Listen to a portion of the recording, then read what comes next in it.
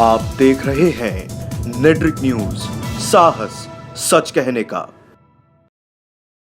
कानपुर में लगातार हो रही बारिश अब लोगों के लिए मुसीबत बन चुकी है। भारी बारिश की वजह से पांडु नदी में बाढ़ आ गई है और आसपास के शहर और कस्बों के साथ कई गांव इस बाढ़ की चपेट में आ गए हैं। दरअसल केडीए ने यहां पर न्यू ट्रांसपोर्ट नगर बसाने के लिए पांडु नदी से सटाकर कई किलोमीटर लंबी दीवार बनाई, जो आज लोगों के लिए बाढ़ का सबब बन चुकी है और लोग अपने आशियाने को छोड़कर पलायन करने को मजबूर हैं। पूरे मामले की जानकारी लेते हुए हमारे संवाददाता विशाल तिवारी ने बाढ़ के हालातों से जूझ रहे लोगों से बातचीत की। ये बाढ़ का यही कारण रहा, जो ये केडीए द्वारा बनाई हुई जो नदी में दीवार बनाई गई है, तो इससे पानी का आगे का जो बहाव है वो हो नहीं पा रहा है। जो पानी यहाँ पे पहले फैलता था वो फैल ना करके एक जगह सीमित हो गया है, जो दूसरी तरफ जा करके अन्य गांवों का नुकसान और हम लोगों का नुकसान, आर्थिक नुकसान हो रहा है। इसके पहले जब पानी आता था तब प्रशासनिक मदद मिलती? प्रशासनिक मदद अभी तक नहीं मिली है। कभी नहीं मिली? नहीं। कितने की आबादी वाला गांव? लगभग 3 से 4 हजार है।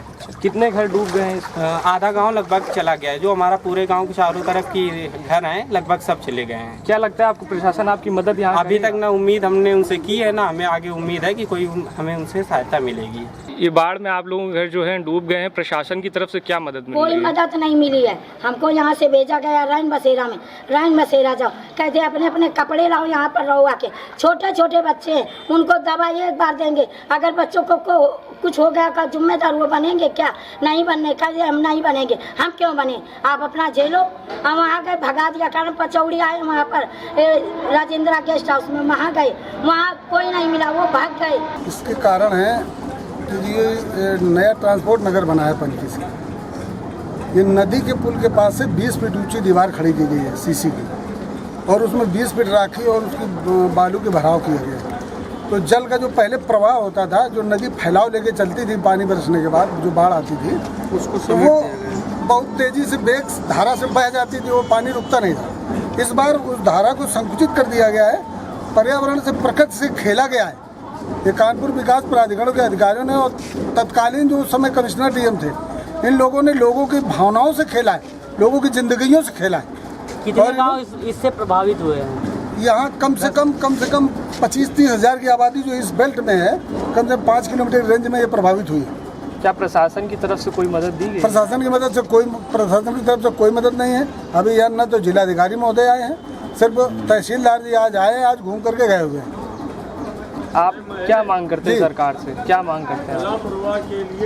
हम मांग ये करते हैं कि ये ट्रांसपोर्ट नगर की दीवार को तत्काल प्रभाव से सरकार इसको तोड़ने का काम कराए, और ये जो धारा नदी का प्रवाह इसे रोका जाए, इसको जो है छोड़ा जाए, खाली किया जाए। पांडु नदी में आई इस बाढ़ ने लाखों जिंदगियों को अपनी चपेट में ले लिया है। दर्जनों गांव बाढ़ से प्रभावित हुए हैं। स्थानीय लोग प्राइवेट नाव के जरिए गांव से आवागमन कर रहे हैं। लोगों का आरोप है कि जिला प्रशासन और मौजूदा सरकार की तरफ से बाढ़ पीड़ितों की मदद के लिए कोई सख्त कदम नहीं उठाए जा रहे। कुदरत के कहर और केडीए की दीवार की बदौलत पनकी के आसपास के कई गांव बाढ़ की मार झेलने को मजबूर हैं।